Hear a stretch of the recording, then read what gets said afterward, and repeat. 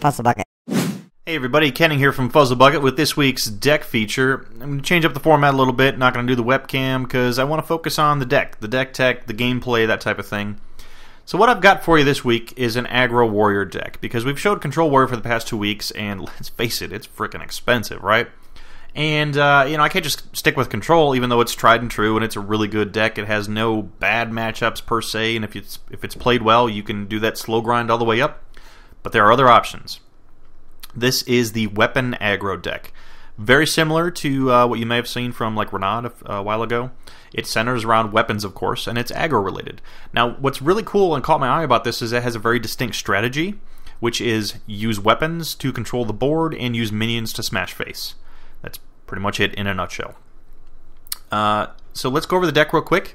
It's got upgrades. Now, upgrade is one of your mulligans. You want to upgrade for a mulligan. You want a mulligan for an upgrade because it's also a 1/3 weapon, and that can really help with removing things like Argent Squires. Lepronome is also something you want a mulligan for. Celsi Deckhand is something that comes into play a little bit later once you already have a weapon, because it only costs 1 and it can fill that gap if you've got 1 off on mana, and it's 2 damage essentially to the face. Fire War Axe is something you want a mulligan for because that's your weapon. That's your control early game to establish board presence, board dominance. Heroic Strike is here. It's kind of a pseudo weapon, but it can also be used in conjunction with a weapon to help push that fatal damage in. Bloodsail Raider, of course, because we have so many weapons in this particular deck, it combos really well with that Battle Cry. Fairy Dragon is something you want a mulligan for because it's an absolute star in this deck. It's a hyper-aggressive card, and it can't be targeted by spells or hero powers. So this is another reason why you, of course, want to control the board with your weapons, because if your opponent has no minions on the board, they can't target this with a spell or hero power. That Fairy Dragon just keeps smashing face turn after turn after turn. Ironbeak Owl, you may want to keep in your hand if you're going up against a Warlock or a Druid. Specifically Warlock, I mean Handlock. You kind of want to have another 2-drop in your hand already, but this can help early game to get past those taunts. Frothing Berserker, this is something that you use mid-game to help, because you want to get that buff of the attack. So you want to have plenty of minions on the board, and then use your Frothing Berserker. If this is on the board, that's about the only time you may find yourself, other than a critical situation, using your minions to remove other opponent's minions on the board, because it gets such a good buff from it. Jungle Panther, this is your mid-game. 3 cost, 4 damage to the face. Usually doesn't last more than 1 turn. That's why there's only 1 of these in the deck, but it's there for damage. Mortal Strike, this of course helps you win the game. It's a spell, goes over taunts, that type of thing. You can also use it for removal, although it's not a weapon, to help your minions survive. Dread Corsair, this is the only taunt in the deck, and there's only 1 of them, but chances are you've got a weapon in your hand, right? So this can be almost free if not almost, 1 mana, maybe 2 mana. And Cochrane Elites are here for aggro, straight up to the face. Leroy Jenkins is a finisher, although in my playtesting I haven't actually used him as a finisher very much, believe it or not. It's okay to have him in this deck, but that's kind of where the cost comes in. Maybe you don't have a Leroy, put in like an Arcane Golem or something maybe. He's not as key to this deck as I thought he might be. Arcanite Reaper, this is your mid to late game weapon. It can also be used with, if you have a Heroic Strike, it's awesome, but that's 10 damage.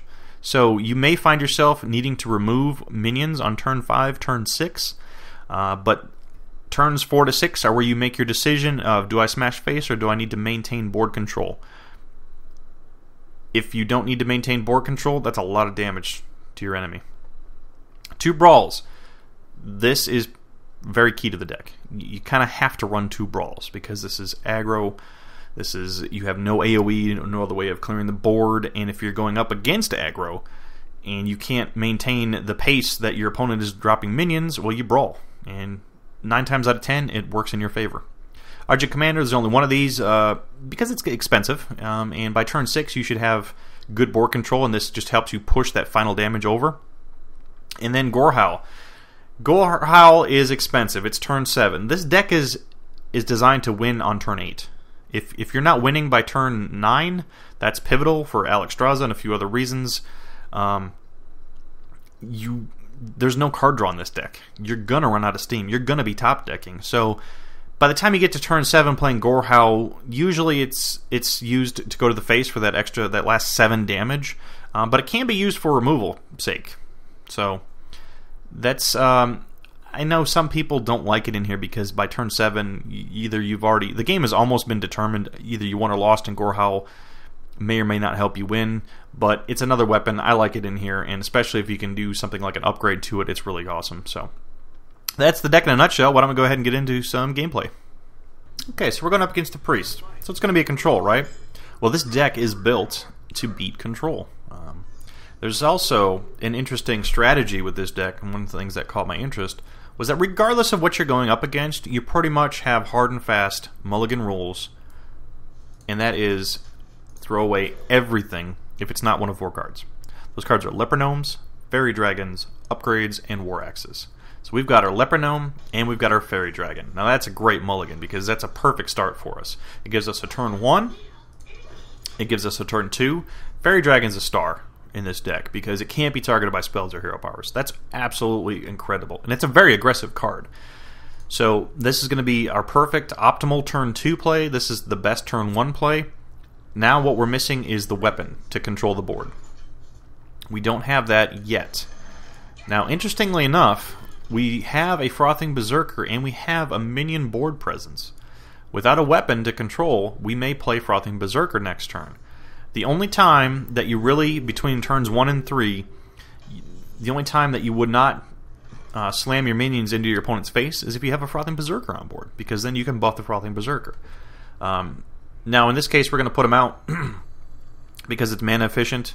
We can't buff him up because there's nothing to target. The hero power in this deck is actually not part of the strategy, which I thought was really interesting.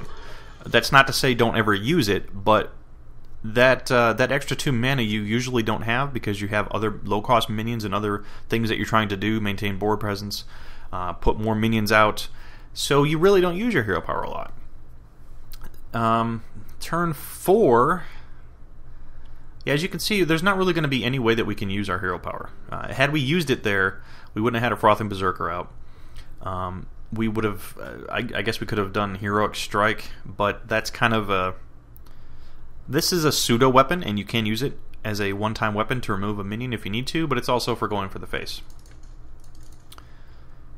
Turn 4, we're probably going to Cochrane Elite, because this is not a removal card, this is a 4 damage to the face card.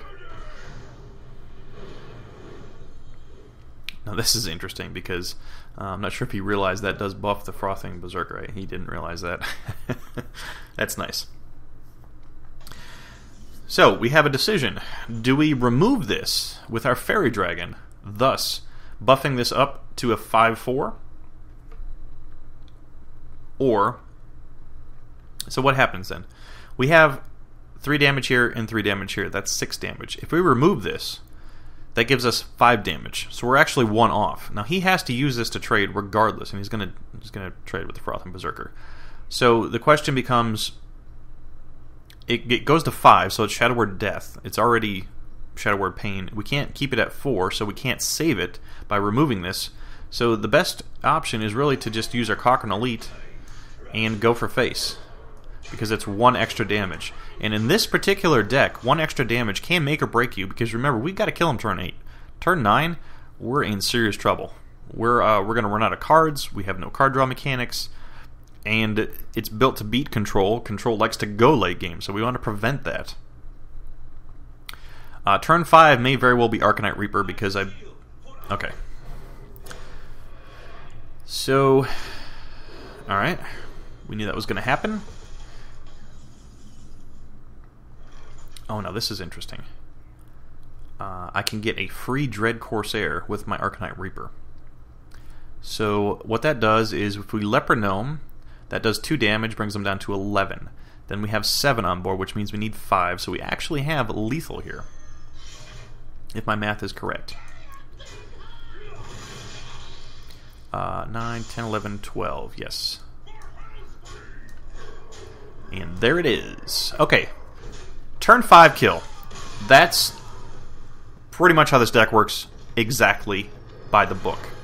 One caveat, this is not a ladder climbing deck. This is a deck that you pull out when you're stuck against control, usually high ranks, 5 and up, and you're trying to eke out those last, 20, 25 games to get to Legend, okay? So keep that in mind. I hope you enjoyed this. That is all I got for this week. Thanks for watching. I will see you next time.